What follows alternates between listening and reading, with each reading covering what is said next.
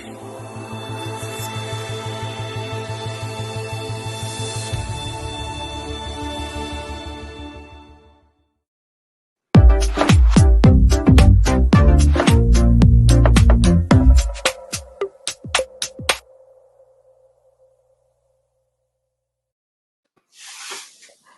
everyone. Hi again. Hi, Darren. How are you? Doing fantastic. Thanks for having me. Excited to be Great. here. Welcome to our Dev Fest. We are really happy and honored to have you among us today. Yes, so I'm Nouha. I'm UX design instructor and Google for Startups Accelerator Facilitator, founder of Lollipop, which is a training and consulting studio based in Tunisia. We invited today Darren for a Q&A session in UX design. And actually, Darren is extremely passionate about all things in UX, holding plus 20 years of experience in human-computer interaction and interaction design, with the last 16 years working full-time on the world of UX, right? Yes, yes. Great.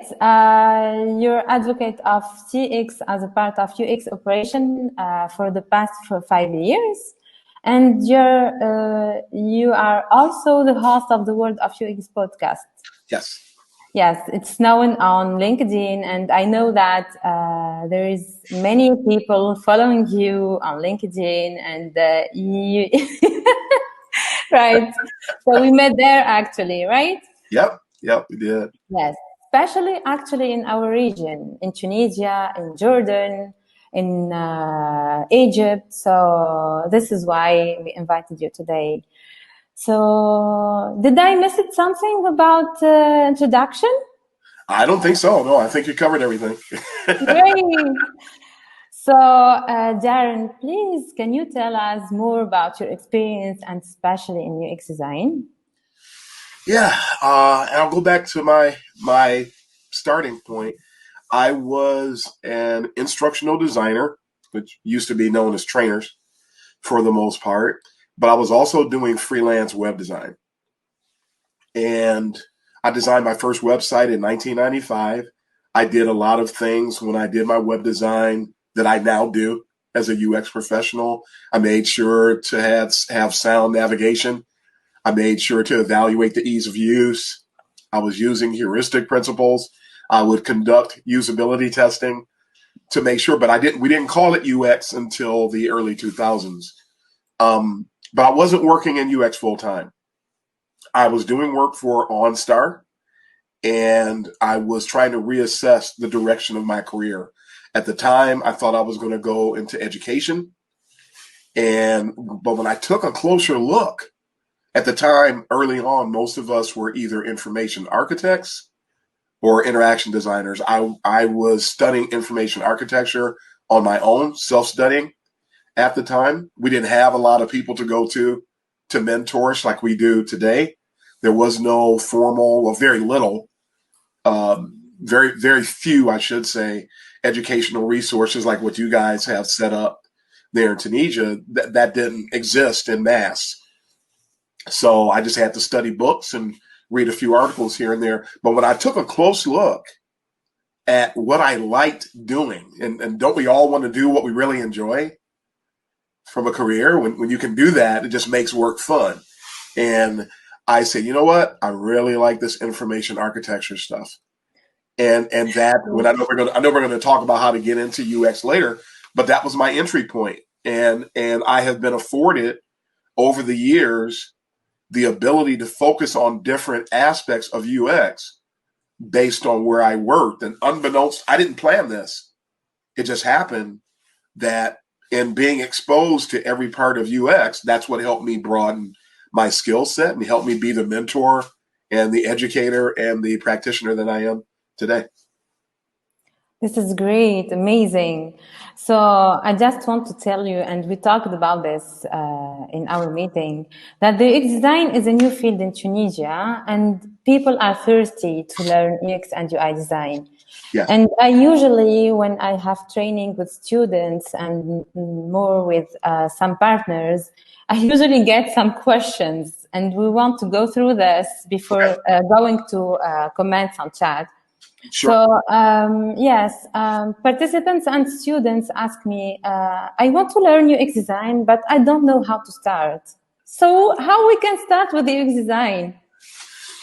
It's interesting when you think about it, because there's so many different inroads.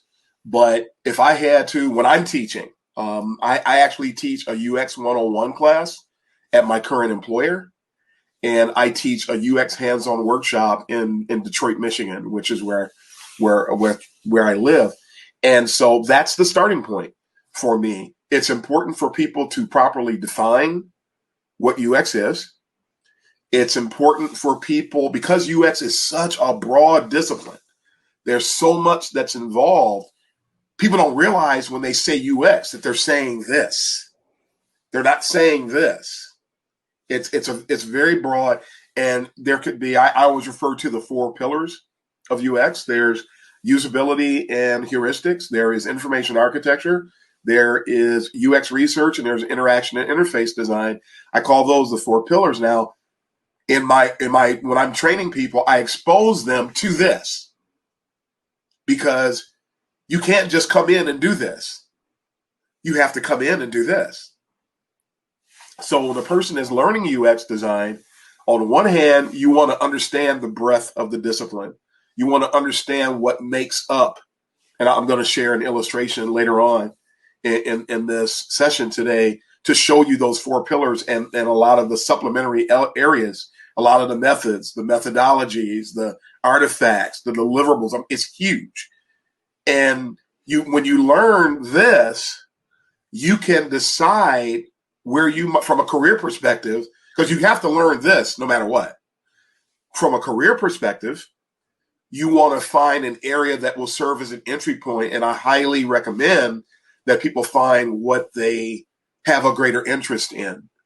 If you don't have, and you don't have many information architects today, it's almost non-existent, although the practice is still applicable wherever somebody is doing UX. So you won't find necessarily an information architecture position, but you still need to know information architecture. You're not likely to find a usability engineer position today. There are very few of those that come along, but that doesn't mean that you don't need to know something about, that you don't need to know about usability, because it's at the core, like information architecture is at the core of everything that we do. So you're more likely to find entry points as a researcher, as an interface designer. Product designer is popular these days. Unfortunately, a lot of product designer roles, they don't really want UX. So I won't go down that rabbit hole today. Maybe we'll talk about that another time. But you're going to learn in a broad sense, but then you're going to pick something to specialize in and then enter in at that point. That's the best way to do it. So yeah. We'll talk about learning as we go, I'm sure. But yes, great, because I taught everyone that you have to learn the whole process and how you get from without the information and to have a real product finally. And yeah. you know to learn each step. Even you will specialize with something like visual design or user experience or user research. At least you can work with a group in a company. Yes. Yes, great. So my question, the next one, anyone can learn and practice user experience design. What do you think? Anybody can learn it. If there is a genuine, and I say this with uppercase letters, genuine interest. Anybody who wants to, is intrigued by UX, it's always good to get exposed to it as much as you can. Asterisk, there's a problem because there's a lot of misinformation about UX in the wild. And I'll say this, you know how I am already. I like to be on the edge. I'm very raw. I'm going to tell folks exactly like it is. If you're trying to learn about UX, avoid Medium. Because there's a lot of people who they just write. When you write for a newspaper, what you write has to be reviewed, It has to be vetted out. It has to be approved. It has to be edited, and then it's published. On Medium, people just sit up there and they're just sitting there looking at TV, and then they just decide to write something, and they do, and there's nobody to stop them. So there's information out there that's not accurate. I've seen a ton of, I don't even go to Medium unless I absolutely have to. But so if you're trying to learn it, you always want to make sure that you have solid, trustworthy resources. I give them to my students. Now, I'm a professor at Kent State University in the USA. I'm a professor at Lawrence Tech. I give my students sound, trustworthy resources to build that UX acumen, to build that knowledge. And then out of knowledge comes skill. As you apply the knowledge, you develop your skill. So that's the pathway. But if you bring about a resource that is not trustworthy, you're going to go down that awkward and incorrect path. And sad to say, a lot of people are in that incorrect path today. And it creates problems for the individual. It creates problems for the organization. It creates problems for the company. So anybody can learn it, yes. If you're chasing after the money that you heard about that's available in UX, you're doing it for the wrong reason. It has to be genuine, which is why I said big uppercase letters. You have to be genuine about your interests. I love UX. You can tell if you love UX by the way, if you leave class or you leave your job and you're still doing UX, you're studying the menu at the restaurant, looking at the usability of the menu, you're studying the end credits of a movie, looking at the fonts they use and things like that. Yeah, you're studying the wayfinding at a local zoo or a park.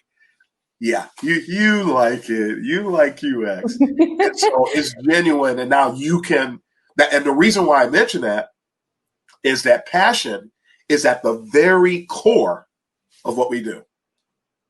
Passion will always drive you in UX. It will always help you to get the job done. It will always help you to take a stand for your recommendations. So that passion, if it's there at the beginning, it can follow you all the way through. But if you're chasing money, if you this is just, I don't know, I think I'll do it. I've seen people get into UX and abandon it 2 years later because they didn't really have a genuine interest.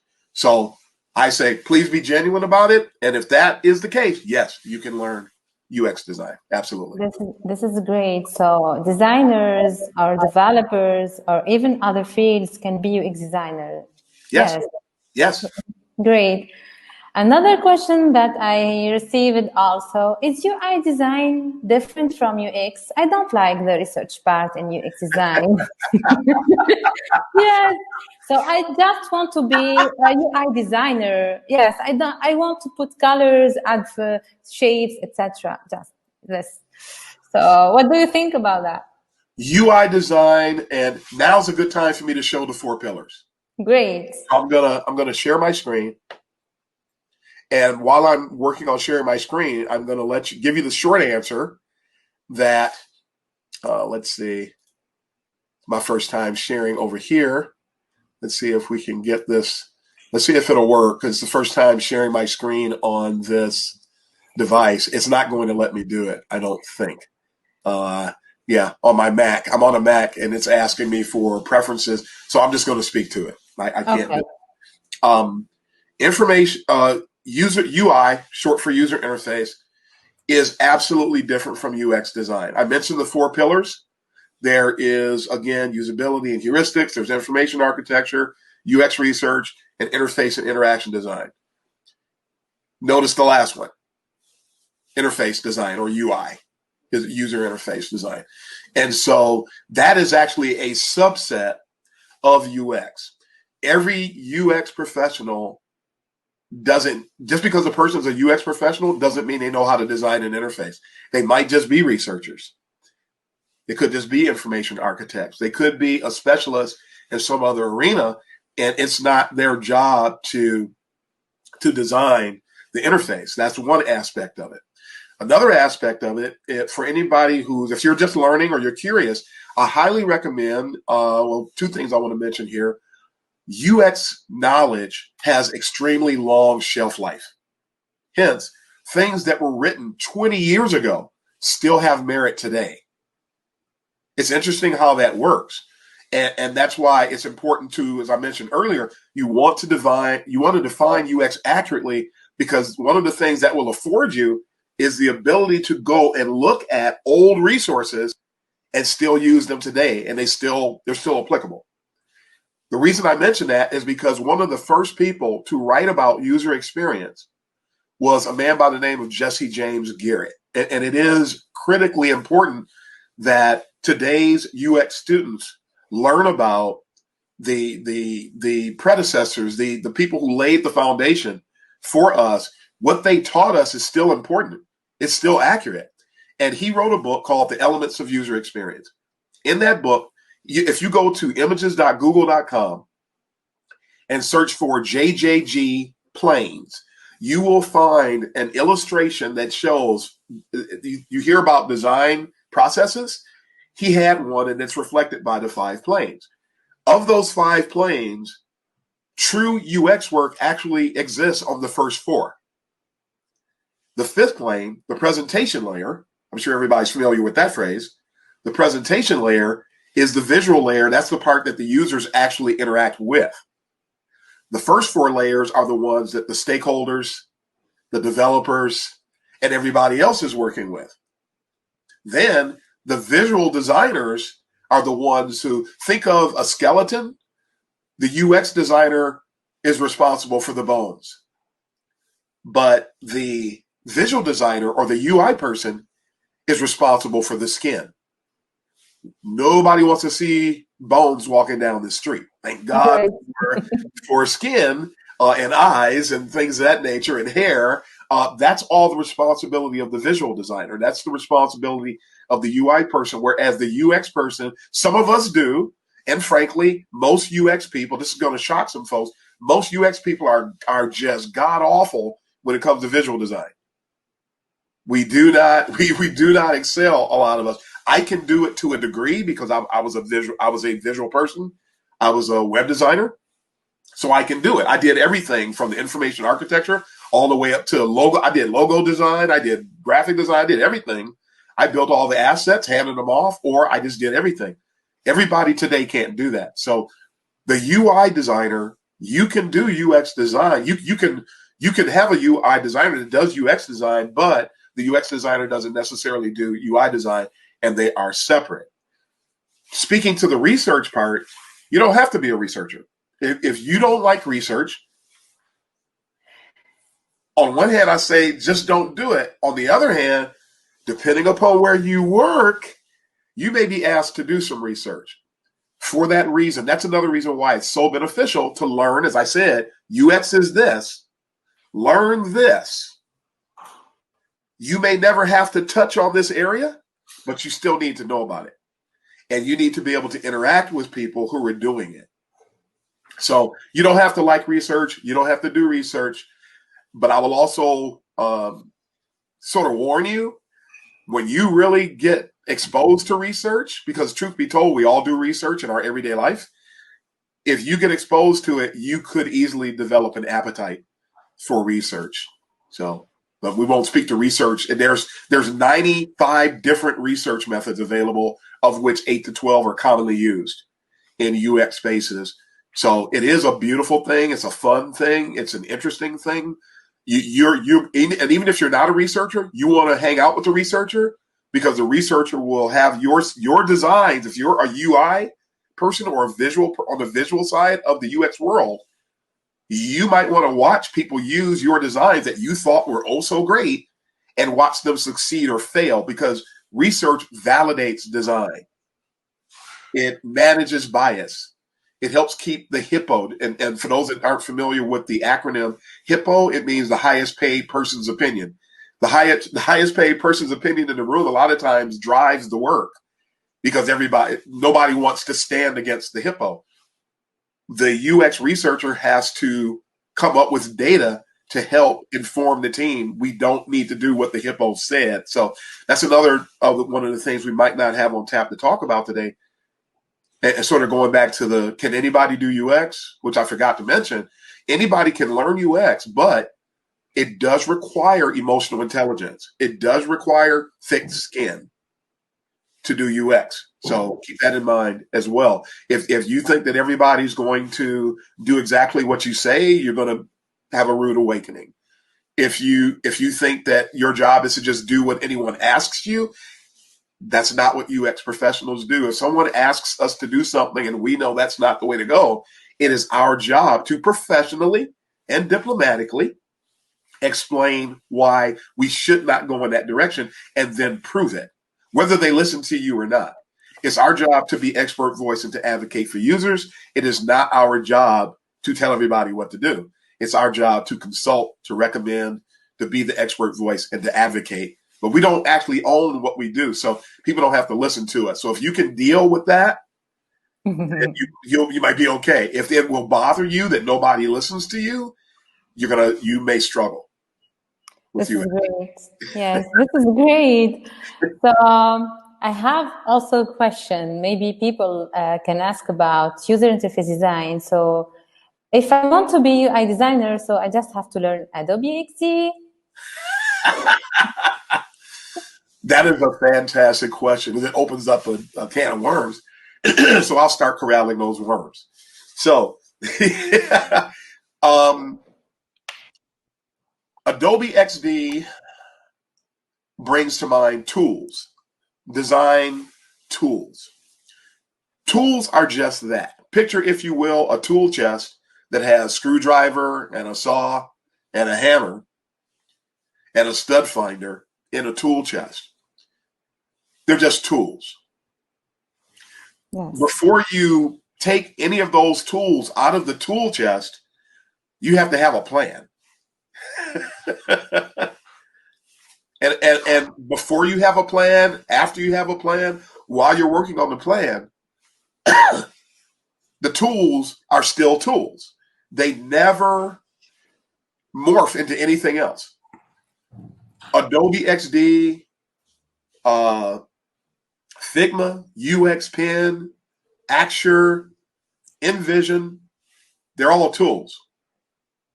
And so I always like to say, somebody teased me when I said this recently, but I say this, they say, oh, you're getting philosophical. And I say this all the time, and I'm going to tell you guys too. The best tool is this. It starts with this. If you don't have a plan, it doesn't matter what tool you have. You're not going to get anything done. We need to know that first and foremost. Now, do you need to learn Adobe XD? Let's remove Adobe XD from this equation, because the question is, if you have and remembering that if you're doing wireframes, which we use to illustrate design without color and low fidelity so we can get buy-in on and design direction for what we're doing, it's an artifact. It's a deliverable. So you can use Adobe XD, you can use Axure, you can use Visio, you can use OmniGraffle, you can do anything to put together. You can use Google Draw, for that matter, to put together wireframes and show them. So the things that we produce with the tools are either a mode of communication, they are a document or a point of reference for designers and developers so they can look at what's going on. They are a tool to present to stakeholders so you can get buy-in on your recommendations. So let's understand, instead of jumping straight to the tool, let's understand what's happening as we sort of baby step our way from inception to production. That there's a lot of things happening.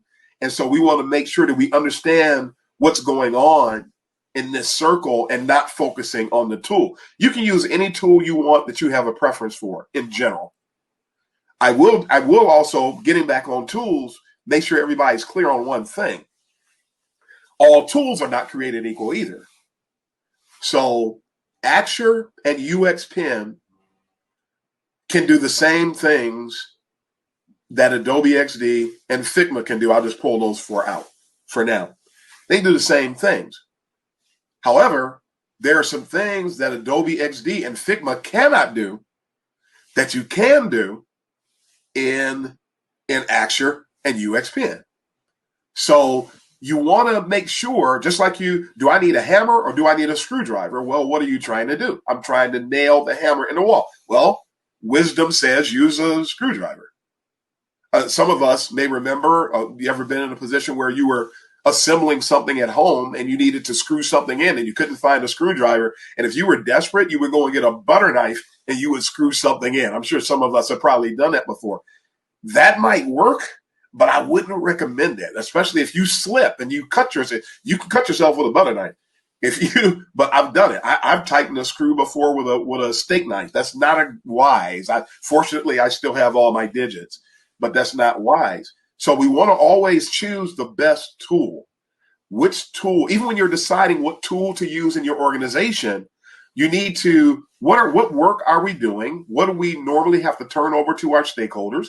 What do we have to produce? What type of interactions need to be? If we're doing a full prototype, what types of interactions? Are we designing a lot of forms, or are we just doing a lot of visual stuff? Do we just want people to be able to click and follow the task flow or the experience flow, or do we just need them to see what we're doing? So don't give tools too much credit, but make sure you pick the right tool, and always remember that this is more important than the tool. And if nothing's going on up here, you can get any tool you want. You can get iRise, which I believe iRise is still out there. If you're willing to pay six figures, at least when I used iRise, you have to pay for not only iRise but a server, and it would cost six figures to implement it.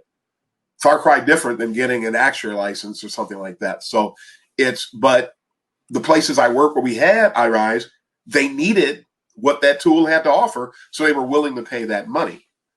So don't put too much stock into the tools. Learn them all. And really, after you learn one, all you have to do is translate. Truth be told, is translate one to the other. But tools are overrated. All of them are in general. Make sure that this is in order, and make sure you get the right tool for your environment, for your organization, and for you as an individual. Yes, this is great. I want to add something, that tutorials are everywhere. So yes, you can learn all tools you want, but you have to learn the process and how to do things and how to find solutions, etc. with the UX design process and UX design thinking also. And you can find tutorials everywhere, so to learn how it works. Fantastic point. I mean, just go to YouTube, and everybody has their own channel. Yes. If you get Figma, you subscribe to the Figma channel, there's a whole ton of tutorials. Adobe XD, subscribe, a ton of tutorials. So yeah, so just pick the one you like and go for it, knowing that you're likely going to be forced to change within 2 to 3 years anyway. Yay. Nice. So we have another question. If I join a training on UX design, am I going to find a job directly afterwards? I always love this question. I find it, and I need to drink some water 1 second. Yeah. I find it interesting that I've been in corporate America for a while. And I find it interesting. I've been in different arenas. I worked in the days of the word processors when there were no PCs. I don't know if anybody even remembers that. I worked in the day of I was a customer service rep for years. When I transitioned out of that arena, I spent X number of years in sales. I've been, as mentioned, an instructional designer.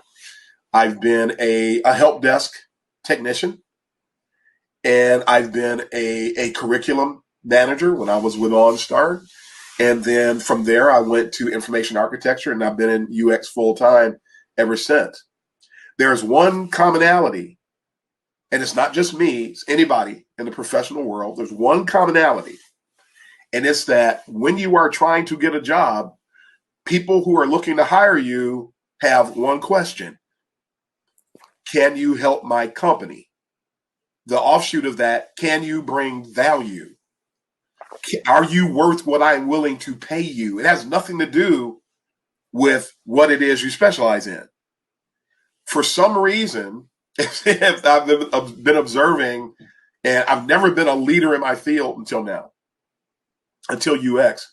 But for some reason, it's like people have a sense of entitlement and a set of expectations that's different than any other field. I don't care whether you're a car mechanic, a librarian, a painter, a teacher. It doesn't matter what or who you are. The process to get hired is the same. It is exactly the same, no matter what you're doing. But for some reason, people in UX have that, like, we have some kind of magic wand over what it is we're doing. Maybe it's because UX kept popping up on these lists as being the top job for the last few years. It keeps popping up with Forbes and with other publications and organizations. Nobody can promise you that you're going to get a job right away.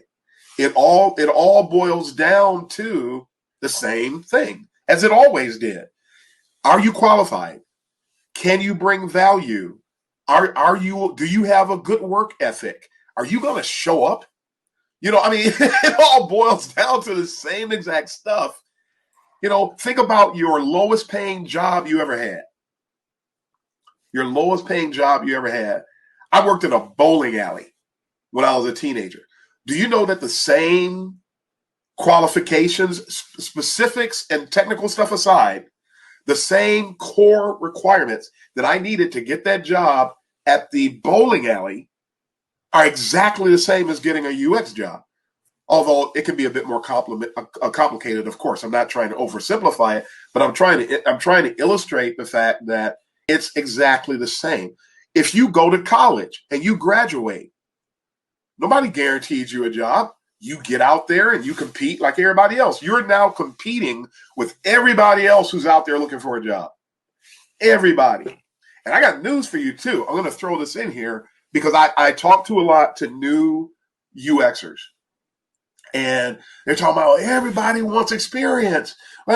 Everybody wants experience for everything. It's no different again than anything else. So just go out there, make yourself marketable, keep learning, keep growing. I got news for you too. You're going to have to, after you complete whatever studying you're doing in UX, you have signed on to lifelong learning. You will always be growing and learning because UX is an infinite science. It's not a finite science like programming, where you're bound by you're pretty much constrained by the bounds of the language and the technology. It doesn't change because you got a good idea. In UX, all they have to do is throw a new form factor in there. And if your company is trying to design for a smartwatch, then guess what you have to do? So UX is an infinite science. It changes. If the mental models of the users change, your work changes. All they have to do, boom. All they have to do is change their thought, and so our heads are on a swivel. So make yourself qualified. Come off of these boot camps will tell you, oh, you're guaranteed to get a job. Really? And the thing I was going to say, and I forgot I was going to say this, I've been doing UX full time now for 16 years. I'm not guaranteed a job. How about that for a shocker? And really, because of I've been saying that UX has been under siege since about 2012, and there is really a silent war against senior UX practitioners. So I applied once for a senior product designer role. The job description looked like they looked at my qualifications and wrote the job description. This is right up my alley. This is perfect. I applied. And then you get the standard, the insulting boilerplate, thanks but no thanks letter. We decided to move on with other candidates that match our qualifications better than yours. It almost says that literally, doesn't it? and I'm like, but it's the exact same thing. You said you want what I am. And then I find out sometimes, because I sort of kind of seem to know everybody, at least it seems like it, or I'm, no more than 3 degrees of separation between me and somebody else. So I'll find out sometimes who got the job, and it's somebody who has a 10th, if not a 20th of my qualifications, but they got the job. But you said you wanted a senior. I saw a job for a major global financial company last week. They wanted a VP of user experience, and you had to have 5 years. 5 years of experience to be a VP? Are you kidding me?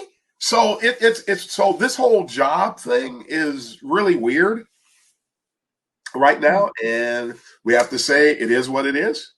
I tell myself that, and then I move on. So make yourself qualified, be good, be worth somebody talking to you, let alone hiring you, and then build from there. And you might apply. I hate to say it, but it's true. You might apply to 50 jobs before you get the one you're looking for, or just get the one. That's just the way it is.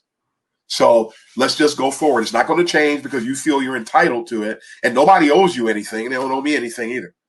So this is amazing. You just answered the question, what do we need to get a first job as a UX designer? If you want to add something on that, yes, there go is. ahead. There's a little more. Yeah.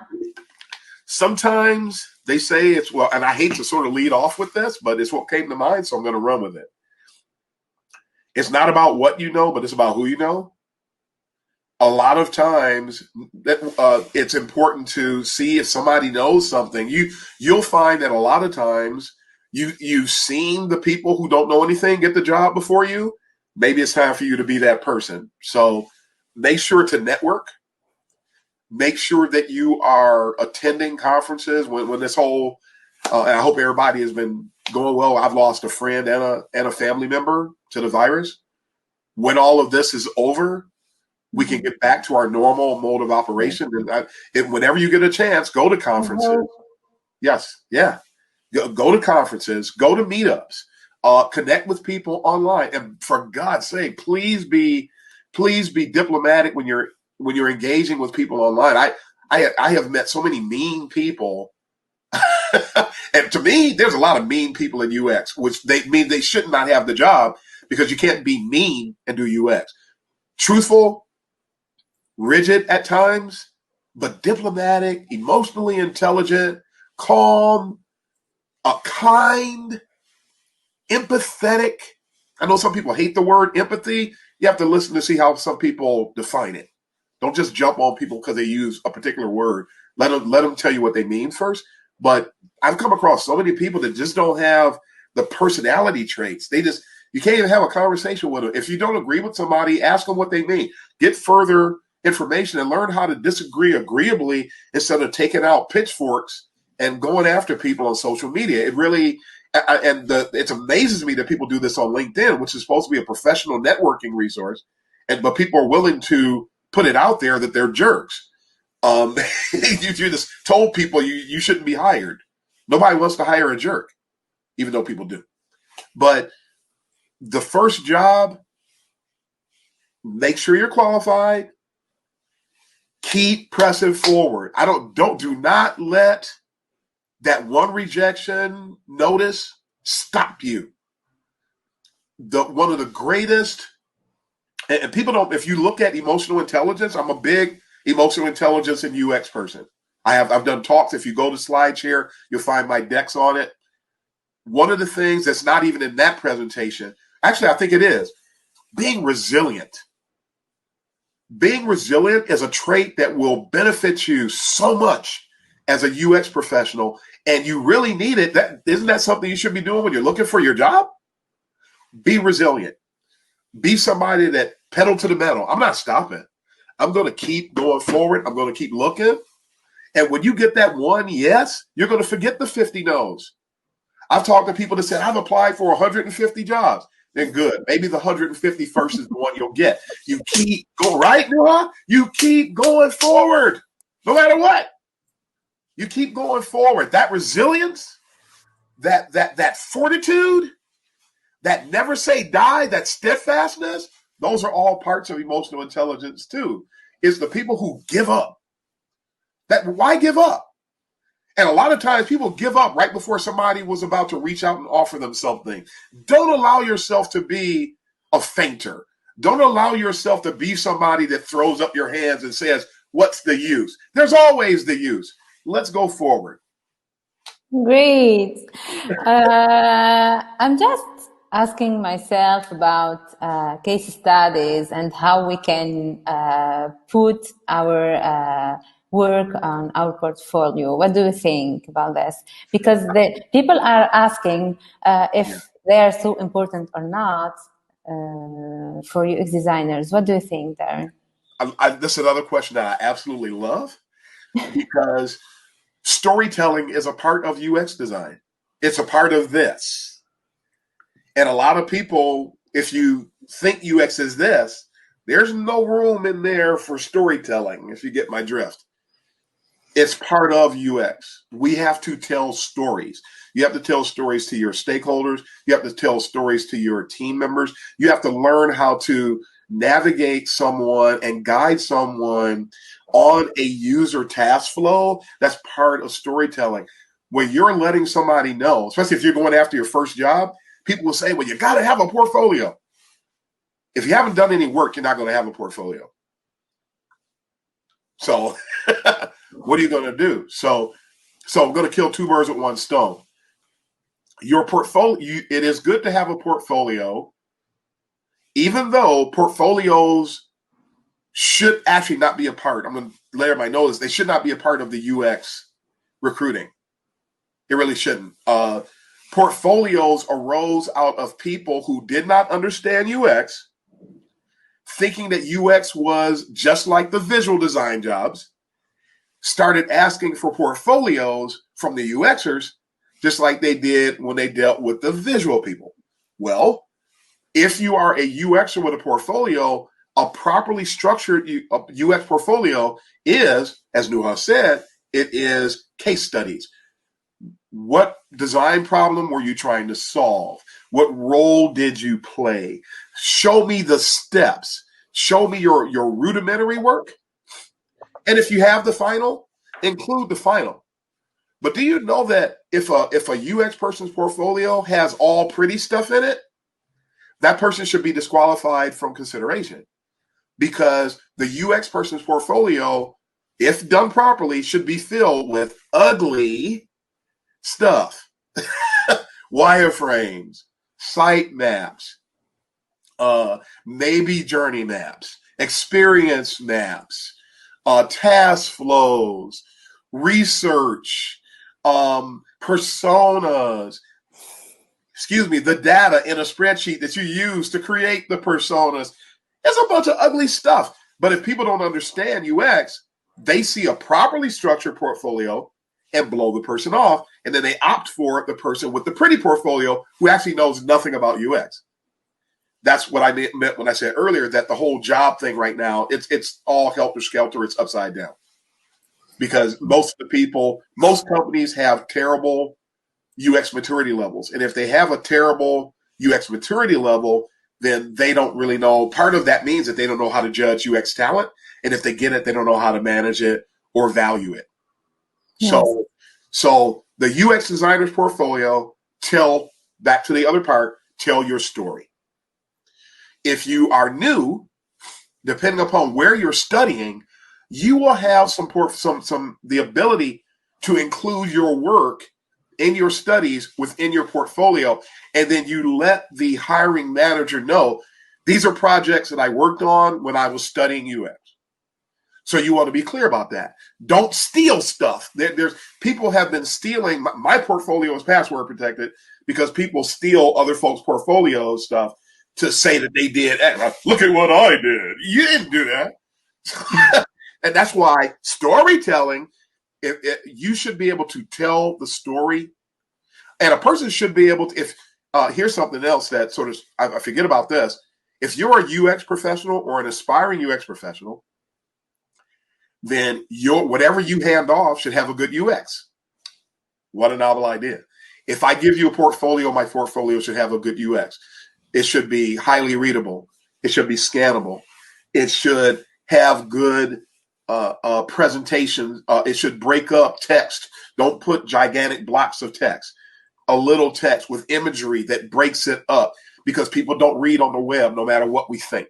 They don't read, they scan. So you need to keep that in mind when you're putting your portfolio together. Have a portfolio on a website, and please don't use Wix or WordPress and stuff like that, go and register your domain name and go and get something and put together your site and make sure that you demonstrate your knowledge, what you bring to the table in your portfolio. If it has ugly content, that doesn't mean it has to have poor layout. Present things properly. Don't use serif fonts. You're not supposed to use serif fonts. That's a heuristic, a proven heuristic. You're not supposed to use serif fonts in a digital experience. Make sure you're using sans serif. You have hundreds, whether you realize it or not, hundreds of micro experience-oriented things to demonstrate within your portfolio that shows you're the real deal, no matter what skill level you're at. And if there's something you don't understand, get with Nouha. Oh, I got to point this way. Get with Nouha and have Great. This is it. point the other way. Talk to her, get insights about what can I do better with my portfolio. There's a bunch of people there, and I hate to say this, but it's true. Again, a lot of people in my shoes in the UX community do not give of themselves. I'm shaming everybody, so that's one of the reasons. Some people, they want nothing to do with what I'm saying because I'll tell truth like that. The truth is, there's a lot of people who could give of themselves, and we could have a healthy UX community, but the UX community is under siege, partially because people who have achieved what I've achieved will not share what they have. When you do, and when you can, and it's best when it's done in a broad, I mean, it's better off having a whole session where you talk about portfolios and show good portfolios and give people details, because it's very difficult for us to talk to people one-on-one and help them with the portfolios because there's too many people and we're really busy. So there's just something to do. But get that portfolio together, have a website, and make sure you have one available in PDF as well, because some people want one or the other. You want to be ready for both. Yes, this is great. Yes, this is great and amazing and helpful for our community and everyone. So we are going to get some questions from the chat, actually. There is Olaf Sen, I think I just spelled right. When I get asked about UX, I usually take it by explaining the cup of coffee without the side holder. Oh, somebody said they can't hear you. It's good. Yes. Okay. So, yeah. So this is it. So they talk about the cup of coffee, and this is nice. Also, we have someone who said Figma for the win. Great. Figma for the win until you need to create a prototype where someone needs to complete a form. If you create a form, there is no way in Figma to create a form that somebody can use. If you're doing usability testing, you can't interact with their forms. You cannot enter data. You can't click the drop down and have it work. You have to use Axure or UXPen for something like that. Yeah. You can't use XD. You can't use Figma. And those are touted as prototyping tools. And technically they are not, because of those limitations like that. Those are visual design and collaboration tools. I like Figma. I've started using Figma. I've started playing around with it. I've enjoyed it. It's fast. I love the extensibility. They have such a huge community and so many add-ons that you can install.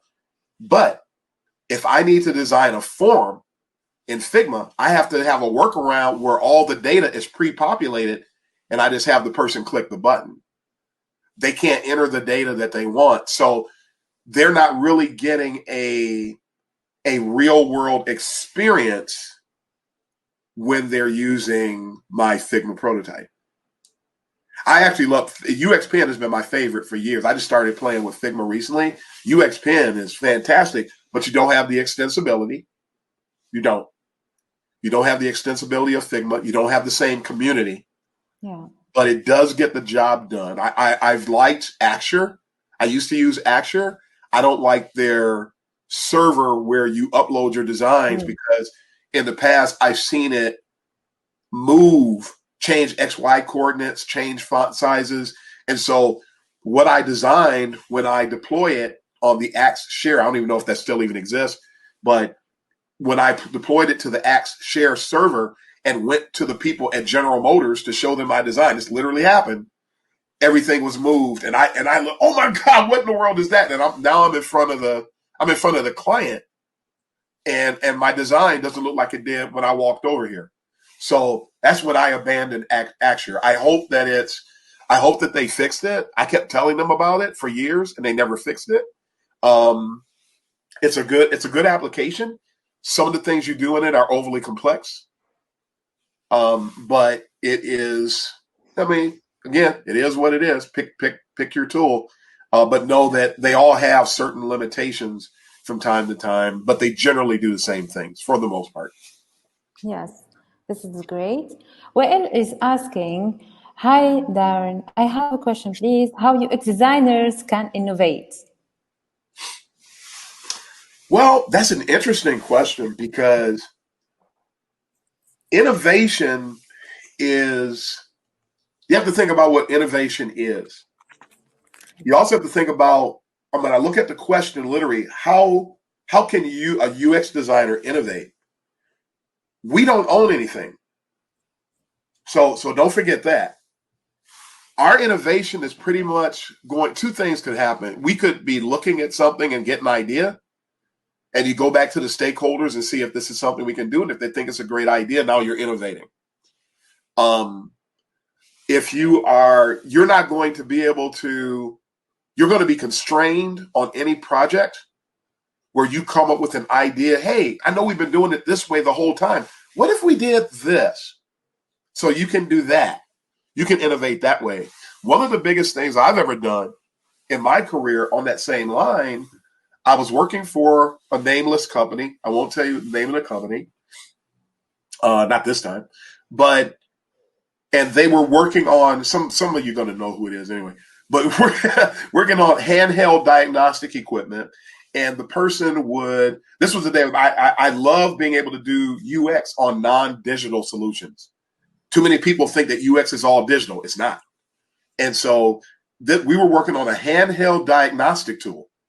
And I would go and spend time doing here's UX research, doing an ethnographic study at the garage where the people were working on repairing the vehicles, watching people work. And so you see somebody with this handheld diagnostic tool. He looks at it, he connects it to the car, he gets a reading, he puts it down, he runs around the car, he does something else, then he comes all the way back over here, and then maybe he has a cart, and sometimes he's wheeling the cart around the vehicle. But when he's wheeling this around, whether he's wheeling it around the vehicle or leaving it on the counter, the challenge was, and what I noticed in watching him work, is that charge is steadily reducing.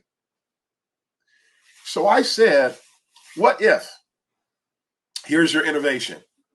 Nobody thought about this, I did. What if the person has a docking station? Now, you have docking stations with other stuff, right? Well, we didn't have a docking station with this product. Why didn't we have a docking station? That's my question.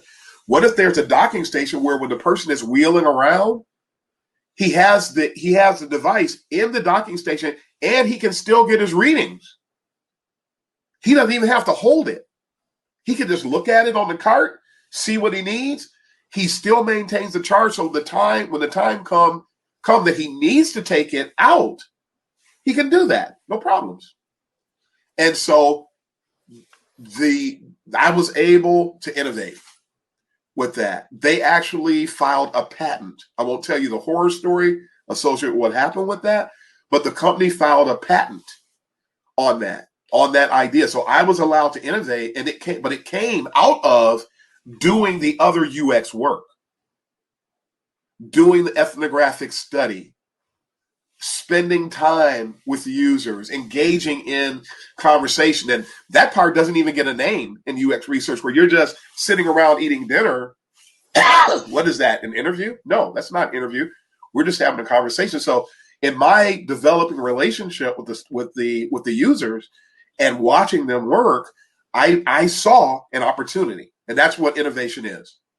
It's an opportunity to expand your horizons and break the mold and forget about we've always done it like this. Let's do something else. And I think this is viable, and this is why I think it's viable, and it works. So if we do our regular UX work and our head is on a swivel anyway, we will find ideas. We will come up with solutions, and we can present them. Sometimes they'll be received. I'm about to tell you a little bit about the horror story. Sometimes they'll be received. Sometimes they won't.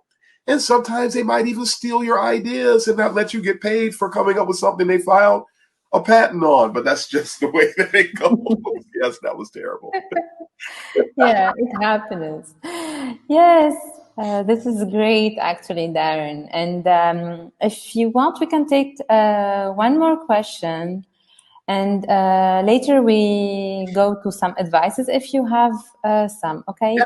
So Yes. actually there is a question about how to know that I'm worthy. How to know that I'm worthy means as UX designer, and maybe we can give some advices. I love it. This was the other visual that I was going to show that my Mac won't let me show. If you look, I'm going to share this again later. I actually have the World of UX has a page on LinkedIn. You can follow me there. I'm going to put this out there so you can see it. I call this, and I shared this in my talk with the UX Talks folks in I believe it was in Mumbai. I did a talk in Mumbai about a month ago, and I referred to something as the UX cycle of excellence, because Thorvald's question makes me think about, I see a lot of people talking about having imposter syndrome. Imposter syndrome, when a person says, I know a lot of people not going to like this, but you're going to have to deal with it anyway. When a person has imposter syndrome, you're basically saying several things. One is you're not taking a realistic look at who you are. You may not be, it depends upon, because there's a lot of different situations where this comes up. You're not facing realities. You're not being truthful with yourself. I see people talking about imposter syndrome, and I'm not going to empathize. I refuse to empathize, because there's a way out. If you're in UX, you are a solutions-driven individual. If you are a solutions-driven individual and you say that you have imposter syndrome, you are waving the white flag and saying that you are not embracing your solution to that issue. Are people facing imposter syndrome? Absolutely. But what are you going to do about it? Nobody. You don't have time to have imposter syndrome. Your stakeholders don't have time for you to have imposter syndrome. Your kids, your spouse, nobody has time for you to have imposter syndrome. So this is my challenge. Everybody, I have something I came up with recently. I call it the UX cycle of excellence. It doesn't just apply to UX. It actually applies to everything. It's 7 steps. And I'm going to give them, I have it on the screen over here. So I keep looking away. I'm not looking at my cat. I'm looking at this image. So, step 1, properly define the discipline. I mentioned that earlier. A lot of people who have imposter syndrome have not properly defined the discipline. I know a lot of them. They keep trying to say that UX is something that it's not. Talked to somebody recently and I said, hey, we were in a meeting and said, what do you, if somebody was to ask you to define user experience, how would you define it? And the person gave a textbook definition of design thinking, which, by the way, is not user experience. And design thinking is not even what it was intended to be initially. And now it's a crowdsourced design thing. It can benefit, but as soon as you remove the users, you're not doing UX anymore. And a lot of design thinking efforts blow off the users, or they claim they know their users. There's another phrase for that. It's called genius design. So let's do real user experience with real data and blow off all of these weak and beggarly things that keep popping up all over the place. So make sure you properly define what UX is. And I'm not going to define that today. I'm just going to give you the 7 steps. Embrace, number 2, embrace UX's foundational tenets, the 4 pillars. that I mentioned, your usability and heuristics, information architecture, UX research, interaction and interface design. Embrace those 4 and learn them. Don't be one of these people talking about, well, old UX and old school UX. There is no such thing as old school UX. That's people trying to redefine UX because they refuse to learn those 4 things, or they realize that they don't know them. So instead of learning them, they decide to embrace something else. And you can't do that in any other discipline in the world. You can't redefine anything. And these people, I call them UX witch doctors. Stop changing what UX is. It is what it is, again. And so embrace the foundational tenets. Step 3, evaluate your current state. And going back, and that's why I love the way that the question was mentioned. How can I be worthy? Evaluate, where am I now? Well, I'm good at information architecture. I do a little bit of research. I'm not really good. I don't know interaction design principles. And the reason why I group interaction design principles and UI principles, because you can't design a UI without knowing interaction design principles. If you try, you're going to fail. Oh yeah, the browser will show it. That's because the browser interprets code, and the browser's not going to say, you know what, this is some terrible code, dude. The browser's not going to say that. It's just going to interpret your code. It's not going to critique it. So you have to learn. I have to be committed to critiquing myself accurately and honestly. And when you evaluate where you are, you'll know, okay, here's what I'm doing well, which you have to commit to maintaining that. And that's actually coming up. I'm not so good at these things. That doesn't mean that you don't get a paycheck. That doesn't mean that you lose your job. It just means that now I know where I am. And now I know my development points. I mean, it's just honest stuff we learn when we're 5. So go evaluate your current state. Step 4, identify your knowledge and skill gaps. So building on that step, what do I need to know? What do I need to learn how to do? What do I need to become better at? Me personally, I would love more opportunities to do journey mapping. There have been scenarios where they would work, but the timeline that we're working in, and by the way, it's very difficult to do a journey map if you're working in Agile.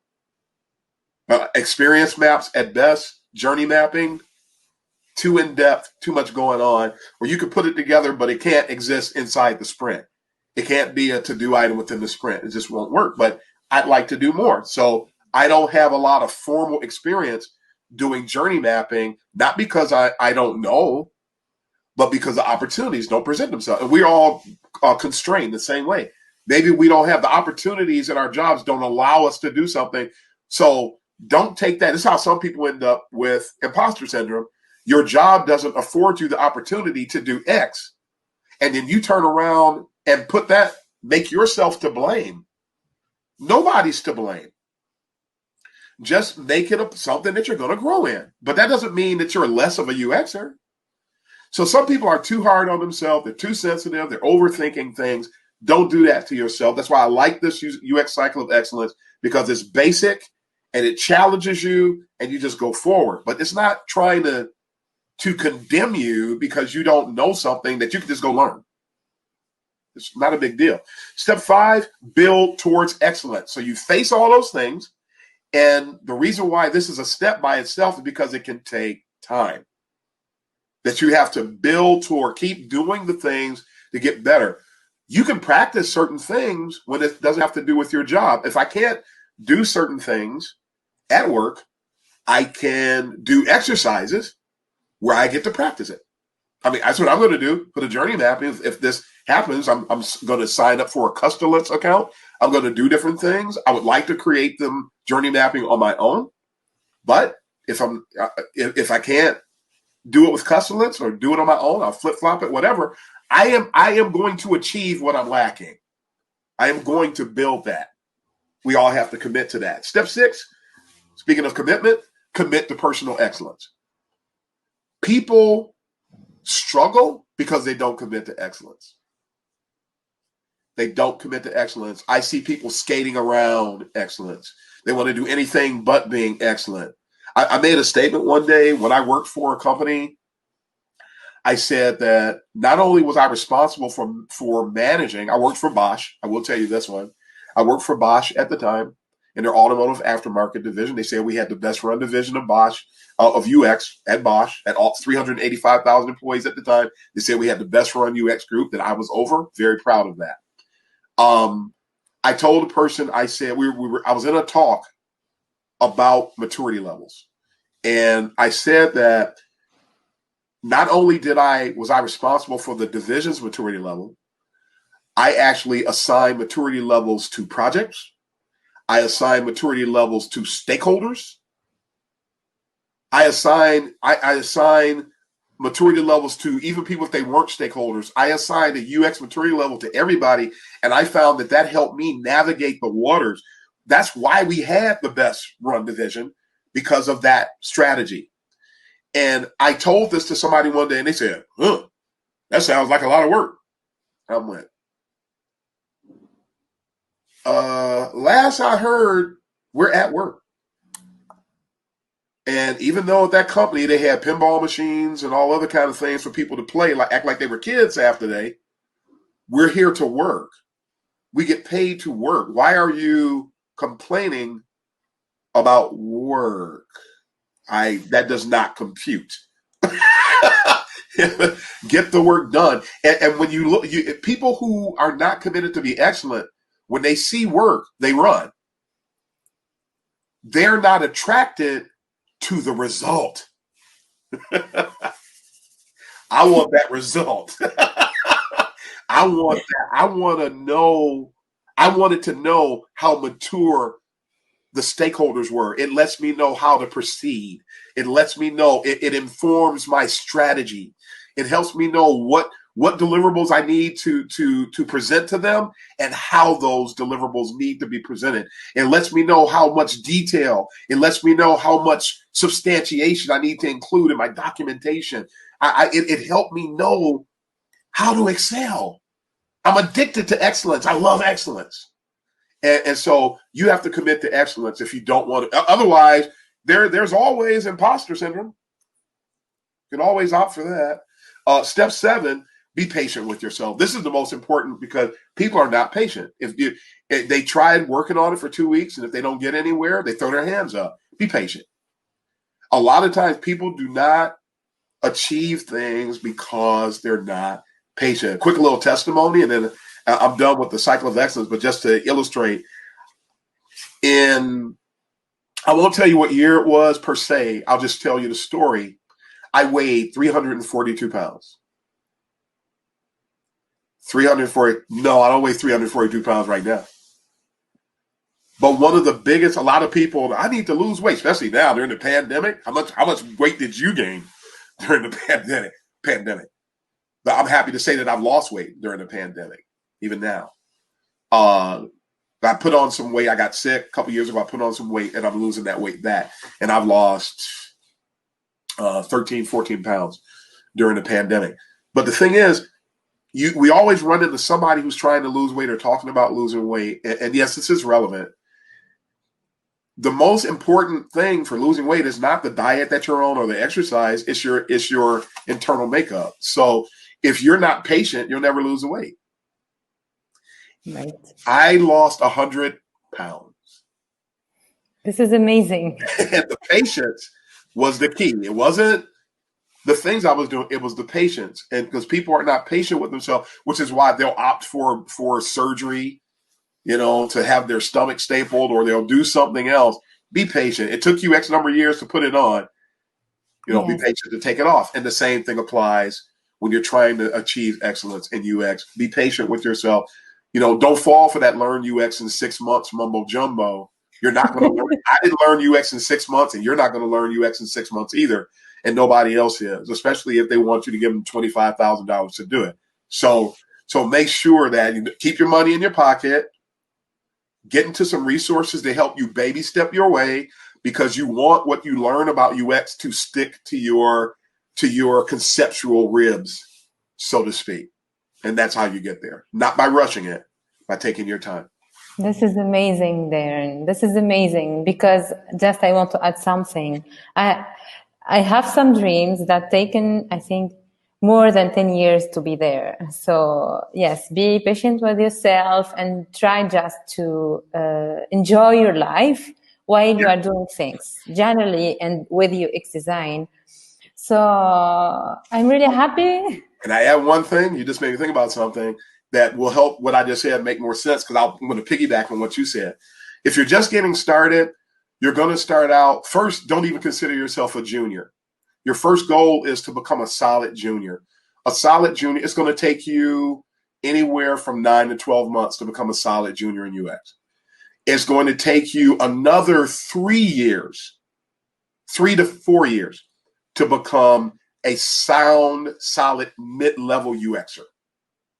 It's going to take you 7 to 10 years to reach senior level. So know that and use that timeline so you can not rush yourself.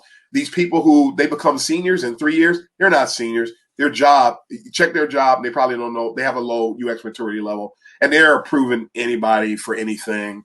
Like the 5 years and the thing I talked about earlier, 5 years and you can be a VP. That shouldn't be the case. Something's wrong. And those people like that, they'll blow me off. Even though I'm a VP, I've already got VP acumen, but they don't want to pay you anyway. So there's that thing too. So be patient with yourself. Make sure you have a good, solid timeline. Commit to that timeline and go forward. But don't be fooled by the things you're seeing out here, because a lot of what you see, it's not accurate. It doesn't hold water at all. Yes. This is amazing, Darren. I really want to thank you for the session and the amazing advices and special advices you gave to our community. I went through some comments. They say thank you for this, and this is a great life hack, sir, etc. I'm happy for that.